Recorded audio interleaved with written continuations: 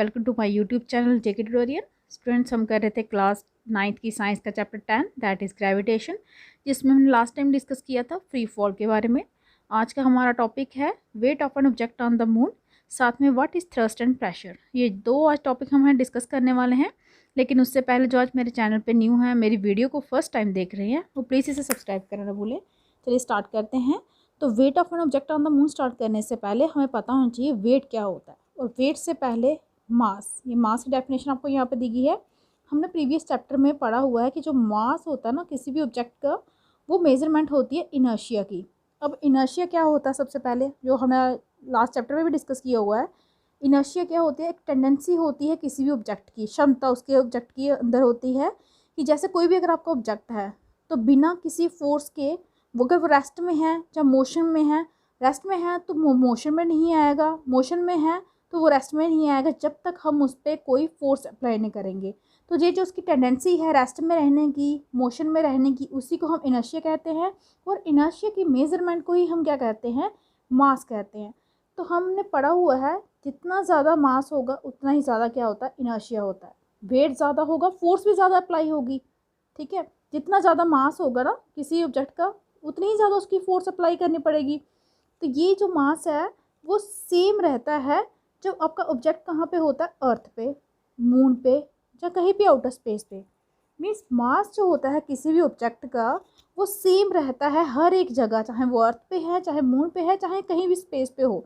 इसका मतलब कि जो मास होता है ऑब्जेक्ट का वो कांस्टेंट रहता है, वो चेंज नहीं करता एक प्लेस से दूसरी जगह पे, जहाँ पे मर्जी हो वो चेंज नहीं करेगा। नेक्स्ट आपका है वेट। हमें पता है कि अर्थ जो है वो अट्रैक्ट करती है हर एक दूसरे ऑब्जेक्ट को कुछ फोर्स के साथ, और जो फोर्स है वो डिपेंड करती है किस पे, mass of the object and the acceleration due to gravity. क्योंकि आपने ऑलरेडी न्यूटन फोर्स, न्यूटन का था ना सेकंड लॉ ऑफ मोशन, वहाँ पे किया था force equals to mass into acceleration. तो ये जो फोर्स है डायरेक्टली डिपेंड कर रही है मास पे भी और acceleration. Acceleration means acceleration due to gravity. तो जो वेट है ऑब्जेक्ट का वो फोर्स होती है जिसके साथ वो अट्रैक्ट होता है अर्थ की साइड। मीन्स वेट जो ऑब्जेक्ट होता है वो फोर्स होती है जिस फोर्स के साथ वो उसका अर्थ उसको क्या कर रही है, अट्रैक्ट कर रही है ना अपनी साइड, जिस फोर्स से, वही वेट होता है किसी भी ऑब्जेक्ट का। ठीक है, मीन्स वेट ऑब्जेक्ट का वो होता है। अब हमारा वेट अगर वही होगा जिस वेट मतलब जिस फोर्स से अर्थ ने हमें अट्रैक्ट करके रखा अपनी साइड, तभी तो हम अर्थ पे चल पाते हैं, वो हमारा वेट होता है। ठीक है, और जो मटेरियल हमारे अंदर है ना वो हमारा मास होता है। ठीक है, हमें पता है कि फोर्स इसके इक्वल होती है, मैंने अभी भी बताया आपको, न्यूटन साइकिल ऑफ मोशन से force equals to mass into acceleration होती है। लेकिन एक्सेलरेशन कौन सी, acceleration due to gravity. Force of attraction जो होती है अर्थ की ऑब्जेक्ट पे, उसको हम क्या कहते हैं, वेट ऑफ द ऑब्जेक्ट कहते हैं। अंडरलाइन करके रखिए, what is weight of the object, force of attraction of earth on an object is known as the weight of the object. और वेट को हम कौन से लेटर से डिनोट करते हैं, कैपिटल डब्ल्यू। पुट कीजिए इन वैल्यू को कहाँ पे, फोर्स को ही हम वेट बोल रहे हैं ना, तो फोर्स की जगह आपने वेट लगा दिया, ये आपका आ गया m into g. Force equals to m into g थी, यही फोर्स, यही ग्रेविटेशन फोर्स है, यही आपका क्या है, वेट है। तो ये आ गया आपका W equals to m cross g. अब जो वेट है ऑब्जेक्ट का वो फोर्स है जिससे वो अट्रैक्ट करती है, होती है अर्थ की साइड। तो ऐसा यूनिट जो होगा वेट का वो सेम होगा जो यूनिट किसका होगा, फोर्स का, क्योंकि यहाँ पे वेट किसके इक्वल है, फोर्स के इक्वल है। तो ये यूनिट, ऐसा यूनिट फोर्स के होंगे, वही ऐसा यूनिट किसके होंगे, वेट के होंगे। और फोर्स के ऐसा यूनिट आपका क्या होता है, न्यूटन। तो यहाँ पे वेट का यूनिट भी क्या होगा, न्यूटन। तो वेट जो होता है वो फोर्स हो गया जो एक्ट करती है वर्टिकली डाउनवर्ड्स, क्योंकि कोई भी चीज़ है वो कहाँ पे जा रही है, नीचे की साइड, अर्थ की साइड जा रही है, कि अर्थ उसको अपनी साइड खींच रही है। इसलिए वेट जो है वो फोर्स है जिसका एक्शन कौन सी साइड है तो वर्टिकल स्ट्रेट ही है लेकिन नीचे की साइड।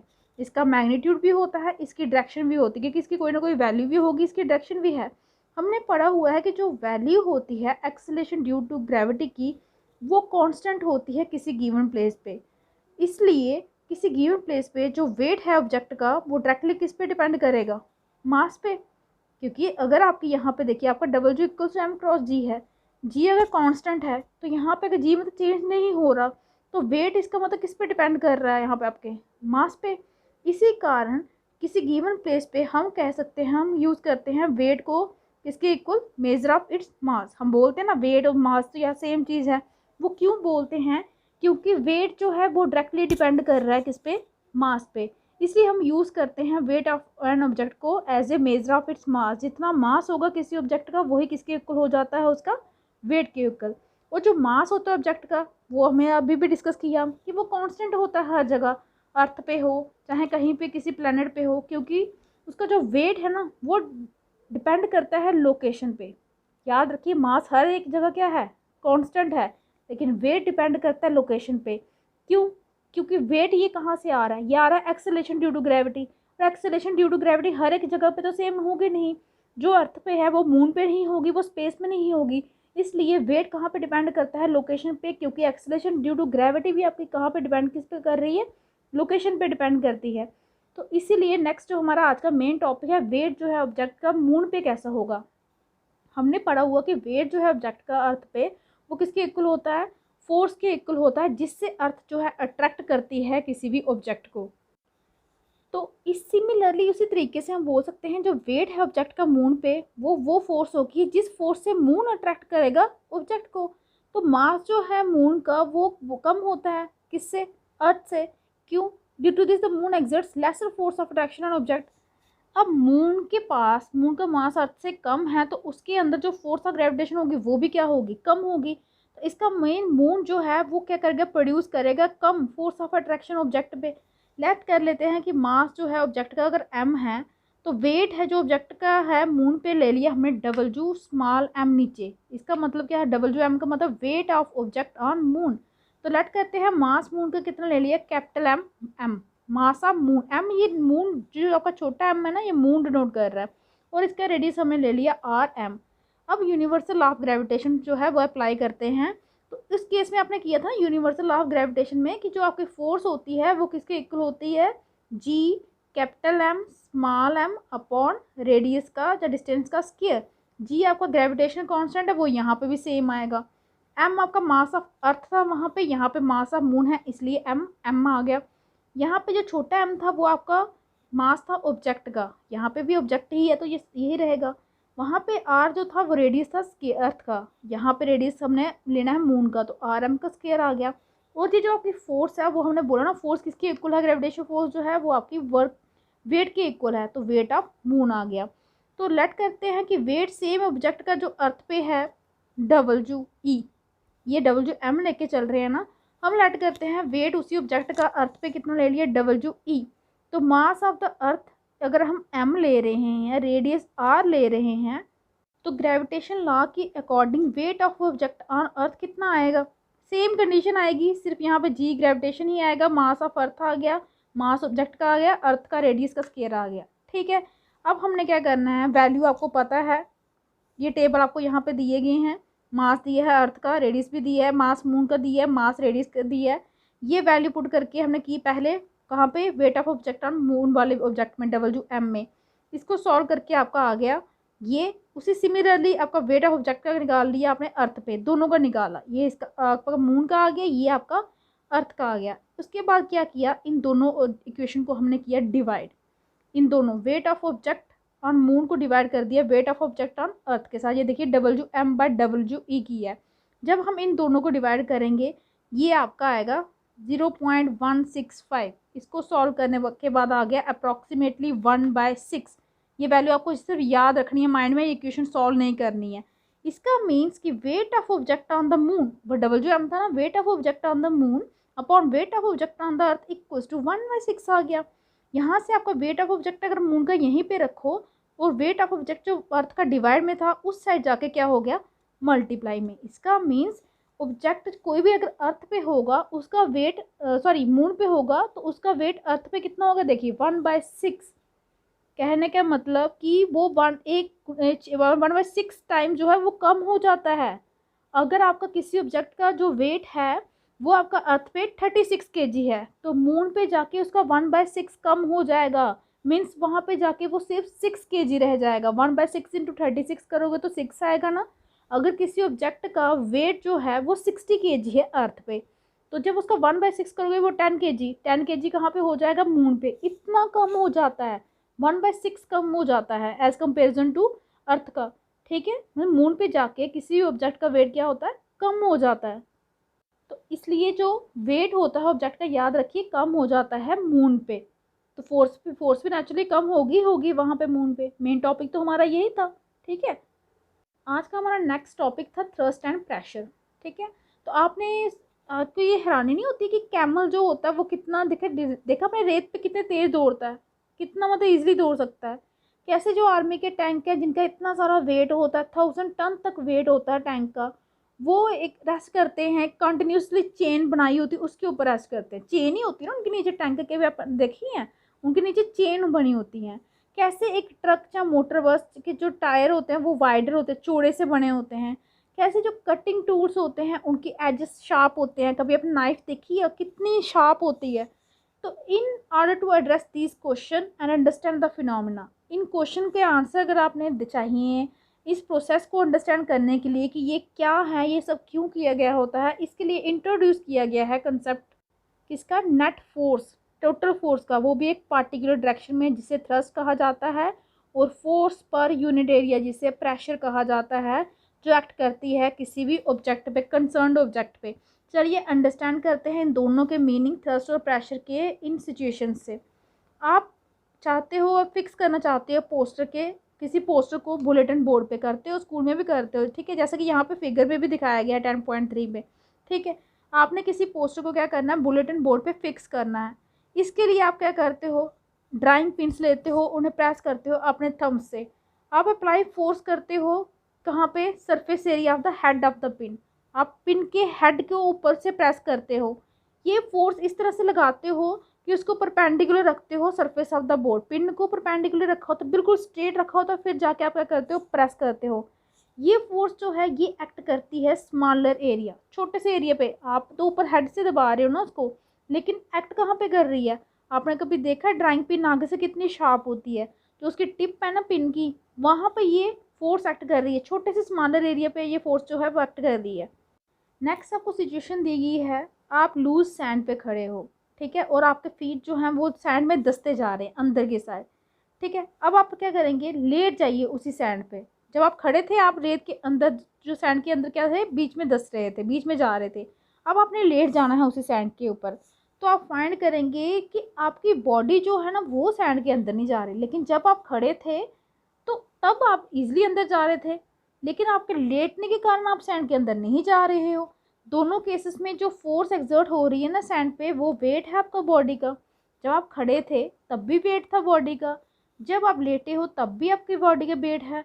तो खड़े होने पे आप सैंड के अंदर जा रहे हो, लेकिन लेटने पे आप सैंड के अंदर नहीं जा रहे हो। तो आपने पढ़ा है कि वेट जो होती है वो फोर्स होती है जो एक्ट करती है वर्टिकली डाउनवर्ड्स। जब आप खड़े हो तो वर्टिकली नीचे की साइड जाओगे, लेटे हो तो लेटने पे नहीं ना, फोर्स इतनी नहीं ना आ रही लेटने पे। तो जहाँ पे फोर्स जो है वो एक्ट कर रही है perpendicular to the surface of the sand. जब आप खड़े हो ना तो फोर्स एक्ट कहाँ पे कर रही है, perpendicular to the surface of the sand, उस सैंड के ऊपर परपेंडिकुलर हो। तो जो फोर्स एक्ट करती है ऑब्जेक्ट के ऊपर परपेंडिकुलर टू द सरफेस, उससे हम क्या कहते हैं, थ्रस्ट कहते हैं। जैसे आप ड्राइंग पिन को प्रेस करते हो छोटे से सरफेस एरिया को, तो उसे भी आप क्या बोलते हो, थ्रस्ट बोलते हो। एरिया कम है, ठीक है, एरिया तो कम है जिसको प्रेस कर रहे हो। जब आप किसी चीज़ को प्रेस कर रहे हो एक स्मॉलर एरिया के ऊपर, उसे हम क्या कहते हैं, थ्रस्ट कहते हैं। इसको आप अंडरलाइन करके रखिए कि कोई भी फोर्स जब एक्ट करती है परपेंडिकुलर सरफेस पे, जैसे आप खड़े हो, आप परपेंडिकुलर, मतलब उस टाइम पे आप क्या हो, परपेंडिकुलर हो सैंड के ऊपर। आप ड्राइंग पिन को बोर्ड पे फिक्स कर रहे हो तो बोर्ड के ऊपर ड्राइंग पिन किया है आपकी परपेंडिकुलर, तो उस फोर्स को क्या बोलते हैं आप, थ्रस्ट। जब आप स्टैंड खड़े थे लूज सैंड के ऊपर, जो फोर्स थी वो किसकी थी, वेट ऑफ योर बॉडी, जितना वेट आपकी बॉडी का था वो एक्ट कर रहा था। एंड इक्वल एरिया, एरिया भी इक्वल था, जितने आप खड़े थे उतना पैरों के नीचे एरिया इतना ही था। जब आप लेट गए तो सेम फोर्स एक्ट कर रही थी उसी एरिया पे, इक्वल टू द कंटेक्ट, लेकिन एरिया बढ़ गया। अब एरिया कम नहीं रहा, फोर्स वही, वेट आपकी पूरी बॉडी का ही है, लेकिन यहाँ पे एरिया बढ़ गया। जो ज़्यादा था एरिया ऑफ योर फीट पे, मीन्स जब वो फोर्स कम एरिया पे एक्ट कर रही थी तो आप सैंड के अंदर जा रहे थे। जब वो फोर्स ज़्यादा एरिया के ऊपर एक्ट करने लगी, एरिया बढ़ गया ना, तो उस अंदर गए ही नहीं आप सैंड के। इसका मतलब जो इफेक्ट होता है फोर्स का, सेम मैग्नीट्यूड, बॉडी वही है, लेकिन एरिया क्या हो गए, डिफरेंट हो गए। इन केसेस में थ्रस्ट सेम है, वेट वही है, परपेंडिकुलर ही हो, लेकिन इफ़ेक्ट जो है डिफरेंट है। इसीलिए जो इफ़ेक्ट हैं थ्रस्ट के वो डिपेंड किस पे करते हैं, किस एरिया पे वो एक्ट कर रहा है। ठीक है, किस एरिया पे वो एक्ट कर रहा है। अगर जैसे ड्राइंग पिन की बात कर रहे थे, एरिया स्मॉल था, जहाँ से आप प्रेस कर रहे थे वो एरिया ज़्यादा था, लेकिन जहाँ से जो टिप ऑफ द पिन थी, जहाँ से उसने ड्राइंग बोर्ड के मतलब बोर्ड के अंदर जाना था, बुलेटिन बोर्ड के, वो एरिया कम था, तो वो ईजिली चलेगी। लेकिन अगर उसी ड्राइंग पिन को आप हॉरिजॉन्टली अगर प्रेस करते तो वो बोर्ड के अंदर जाते ही नहीं। ठीक है, ये कंडीशन आपकी। वो जो इफ़ेक्ट होता थ्रस्ट का सैंड पे वो ज़्यादा होता है जब आप खड़े रहते हो लेटने की बजाय। तो मतलब थ्रस्ट जो है वो फोर्स है, वो किस पे एक्ट कर रही है, पर यूनिट एरिया, उसे आप क्या कहते हो, प्रेशर। मीन जो थ्रस्ट एक्ट करे पर यूनिट एरिया, कितने एरिया पे कितनी फोर्स, थ्रस्ट तो फोर्स ही है ना आपकी, वो एक्ट कर रही है, वही आपका क्या होता है, प्रेशर होता है। अगर आपका एरिया बढ़ जाएगा आपका प्रेशर कम हो जाएगा, अगर आपका एरिया कम होगा आपका प्रेशर ज़्यादा होगा। ड्राइंग पिन की ही बात कर रहे थे, जो उस पर फोर्स अप्लाई कर रहे हैं वो तो आपकी थ्रस्ट है। आपकी मैं वही बात करेंगे, वो आप उसके टिप को जब आप ऊपर से हेड को उसको प्रेस कर रहे हो, ड्राइंग पिन के टिप थी वो स्मॉलर एरिया पे एक्ट कर रही थी, आपका ईजिली वो साथ में वर्टिकली थी आपकी ड्राइंग पिन, वो ईजिली चलेगी। उसी ड्राइंग पिन को अगर आप हॉरिजॉन्टली दबाते हो वो बुलेटिन बोर्ड के अंदर नहीं जाएगी। ठीक है, तो प्रेशर जो था वो कम हो गया। सब्स्टिट्यूट कीजिए ऐसा यूनिट जो थ्रस्ट और एरिया के इस इक्वेशन में। थ्रस्ट आपकी फोर्स है, उसके यूनिट आपके न्यूटन आ जाएगा, एरिया का यूनिट मीटर स्क्वायर होता है, तो प्रेशर के यूनिट क्या हो गया आपके, न्यूटन पर मीटर स्क्वायर। तो साथ में ये जो टर्म आपके प्रेशर की, ये किसके नाम पे है, ब्लेज पास्कल, इन्होंने मतलब की है, तो इनके ऑनर पे मीन्स इनको सम्मानित करते हुए जो ऐसा यूनिट है ना प्रेशर का, उसको हम कहते हैं पास्कल। ऐसे तो न्यूटन मीटर स्क्वायर ही है, लेकिन इसको डिनोट मतलब दिया गया है नाम ऐसे यूनिट पास्कल, और पास्कल को डिनोट कैसे करते हैं, PA। ठीक है, नेक्स्ट आपका प्रेशर कैसे होता है फ्लूइड्स में, इसके बारे में डिस्कस करेंगे। जितने भी लिक्विड्स और गैसेस होती हैं ना वो फ्लूइड्स होती हैं। लिक्विड और गैसेस के मिक्सचर्स को हम फ्लूइड बोलते हैं। जैसे आपका हनी जो है वो भी आपका क्या होता है, फ्लूइड होता है। लिक्विड नहीं बोल सकते, हनी बहता नहीं, धीरे धीरे चलता है, घना सा होता है ना, थिक सा, इसीलिए उसे क्या बोलते हैं, फ्लूइड बोलते हैं। और एक सॉइलर जो है वो एक्सर्ट करता है, जब प्रोड्यूस करता है प्रेशर कहाँ पे, सरफेस पे, किसके कारण, अपने वेट के कारण। सिमिलरली फ्लूइड का भी क्या होता है, वेट होता है, और वो भी एक्सर्ट करता है प्रेशर कहाँ पे, बेस पे, और जिसके अंदर, जिस कंटेनर के अंदर उसे रखा गया होता ना उसके ऊपर भी उसका प्रेशर प्रोड्यूस होता है। प्रेशर जो एक्सर्टेड होता है किसी भी confined mass of A fluid का, वो ट्रांसमिट होता है, अनडाइमिनिश्ड होता है सभी डायरेक्शन में। मीन्स अगर आपने एक किसी बाउल के अंदर रखा है तो उस फ्लूइड का प्रेशर जो है डाउनवर्ड्स भी होगा, बाउल के जो साइड्स है ना, वॉल्स हैं, वहाँ पे भी उसका प्रेशर होगा, और सभी डायरेक्शन में होगा। फ्लूइड्स को ये नहीं है कि उसने जस्ट डाउनवर्ड जाना है। आप ऊपर से फ्लूइड को गिरा दो तो फ्लूइड्स क्या करेगा, सिर्फ नीचे नहीं आएगा, नीचे जाने के बाद वो सारी जगह हर एक डायरेक्शन में बिखरेगा, फैल जाएगा। तो ये आपका था प्रेशर कैसा होता है फ्लूइड में। नेक्स्ट हम करेंगे नेक्स्ट टाइम बायोन्सी क्या होती है, और कैसे ऑब्जेक्ट जो है फ्लोट या सिंक करते हैं जब उसे रखते हैं कहाँ पे, सरफेस ऑफ वाटर पे। आज के लिए इतना ही। अगर आपको मेरी वीडियो अच्छी लगी हो तो प्लीज़ इसे लाइक कीजिए, शेयर कीजिए, चैनल को सब्सक्राइब कीजिए, ताकि आपको मेरी जो लेटेस्ट वीडियो है वो टाइम टू टाइम मिलती रहे। Thank you.